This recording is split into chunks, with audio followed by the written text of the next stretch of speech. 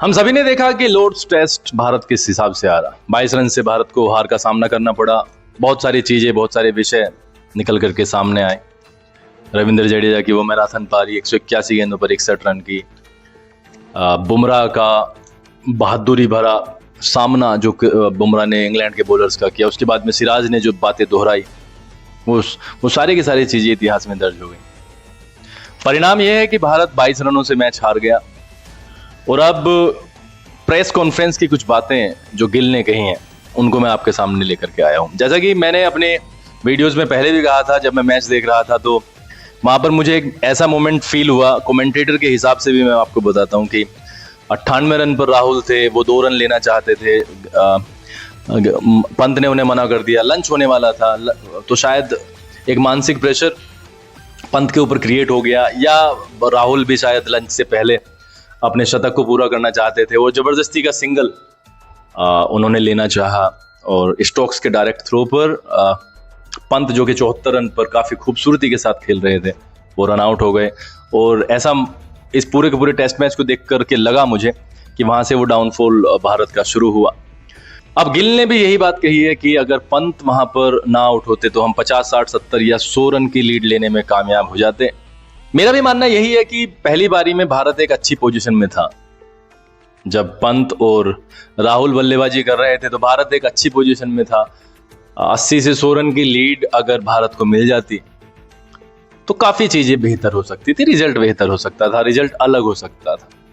But अब if या but करने से कोई फायदा नहीं है, क्योंकि चीजें हमारे सामने हैं। इंग्लैंड 2-1 से इस सीरीज में आगे है। मैं सारी चीजें को निष्कर्ष पर जब ले जाने की कोशिश करता हूं तो मैं पहली बात तो मुझे नहीं लगता कि गिल को, क्योंकि गिल कप्तान के रूप में वहां पर हैं, गिल एक अंतर्राष्ट्रीय क्रिकेटर हैं और बिना किसी डाउट के वो बहुत अच्छे बल्लेबाज हैं। तो सिर्फ गिल का ये कहना कि सिर्फ उस एक घटना से ये सारी की सारी चीजें उल्टी पड़ी हैं, ये मैं गिल की बात से यहां पर संतुष्ट नहीं हूं।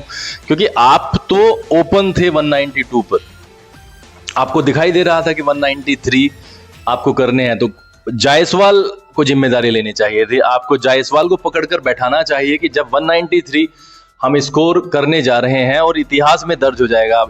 इंग्लैंड में आप टेस्ट मैच की सीरीज खेल रहे हो, 5 मैचों की लंबी सीरीज है, आप 2-1 से आगे होने के बिल्कुल नजदीक हो, तो अपने सारे इमोशंस पर आपको कंट्रोल करना था। तो जब आपको 193 करने थे तो आपके दिमाग में सिर्फ एक चीज होनी चाहिए थी, सब कुछ भूल जाते, सिर्फ 193 रन बनाने हैं। किसने क्या कहा, मैंने उसे क्या कहा, उसने मुझे क्या कहा, अंत में जो मैटर करता वो जीत ही करती। खैर, जायसवाल ने एक ही ओवर में आर्चर के वो जिताने की कोशिश की। चाहते थे कि वो एक ऐसा छक्का लगाएं जिसके 12 रन काउंट हो जाएं और वो शायद भारत उन्हीं 12 रन से जीत जाता। आई डोंट नो यार किस तरीके से क्या थॉट प्रोसेस रहा। उन्हें पता है कि करुण नायर की फॉर्म नहीं है, वो गैर जिम्मेदाराना तरीके से आउट हो जाते हैं। पर्सनल लेवल पर मैंने बात की है, मैं थर्ड डे के लास्ट मोमेंट्स को भी हार का जिम्मेदार मानूंगा। जब क्रॉली ने फिजियो को बुलाया और कथित रूप से ये कहा गया कि शायद टाइम वेस्ट करने के लिए फिजियो को बुलाया गया है ताकि उन्हें एक्स्ट्रा और ज़्यादा ओवर्स ना खेलने पड़े, उस पर शुभमन गिल ने आपत्ति दर्ज कराई। फिर सारे के सारी टीम ने क्रॉली के पास आकर के कुछ ना कुछ शब्द कहे। मुझे लगा कि वहाँ से टीम जो इंग्लैंड है वो चार्ज अप हो गई और उन्होंने मौकों का फ़ायदा उठाया, जीत के लिए खेले। वहीं भारतीय टीम स्लेजिंग के बाद में उस जिम्मेदारी को नहीं समझ पाई कि जब हम ग्राउंड में किसी को कुछ कह देते हैं तो फिर आपकी जिम्मेदारी बन जाती है कि आप फिर अंत तक उस वाली चीज़ को लेके जाओ। स्टोक्स ने भी माना कि थर्ड डे का जो लास्ट के जो मिनट्स थे, जब आपके 2 खिलाड़ी 11 खिलाड़ियों के द्वारा घिरे हुए खड़े हों तो आप कहीं ना कहीं फील करते हैं। और उन्होंने वन ऑफ द रीजंस माना कि क्यों इस टेस्ट मैच के हालात इस तरीके के हुए। प्लस उन्होंने पंत के रनआउट का भी जिक्र किया। उन्होंने कहा कि जब पंत रन लेने के लिए भागे तो उनकी नज़र पड़ी कि जब उनकी नज़र पंत पर पड़ी तो वो वहाँ पर हल्का सा झिझके थे।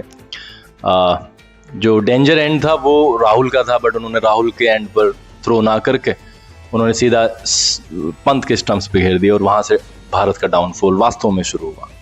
रवि शास्त्री का मानना है कि जो चौथे दिन का लास्ट जो सेशन था जिसमें 8 विकेट्स गिरे, 4 इंग्लैंड के और अनफॉर्चुनेटली 4 भारत के विकेट्स गिरे। तो वहाँ पर कहीं ना कहीं इंडिकेशन मिल गया था कि शायद भारत के पक्ष में ना जाएं, क्योंकि ऐसा सीरीज में टॉप ऑर्डर के साथ में पहली बार ही हुआ था कि इतनी जल्दी जल्दी 4 विकेट्स गिरे। और कहीं ना कहीं वहाँ पर एक संकेत था कि पिच 5वें दिन खेल करने वाला है।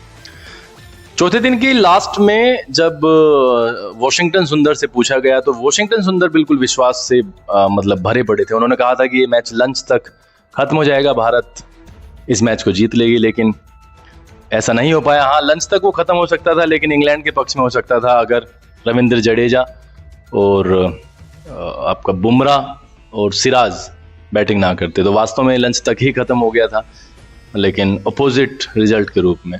खैर, सच्चाई यह है कि भारत 2-1 से पीछे है।